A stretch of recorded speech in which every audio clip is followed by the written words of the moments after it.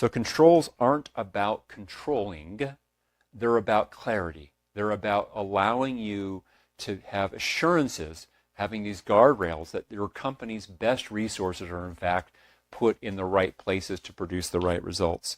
It's what gives you confidence, not guesswork or intuition, but knowing, a knowing from that part. So look, I know today's episode was a heavy one.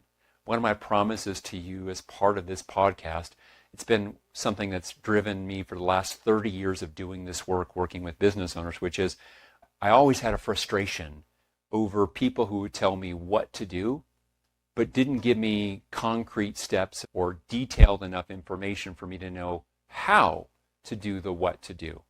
So I'm looking today was fairly dense.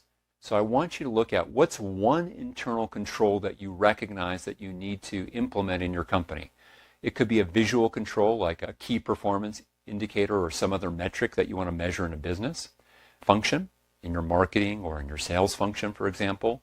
It could be a procedural control like a standardized onboard checklist for a new client. It could be a HR procedural control like an onboarding checklist, or it could be an embedded control, for example, for a new team member, that every new team member is going to watch a message from you, the CEO, talking about your company culture. And that's an example of an embedded control. Why? Because every team member gets the same picture, the same information about you taking 7 to 10 minutes talking about your company's culture. And that's an important one, your company values, your company mission. That would be an example of an embedded control.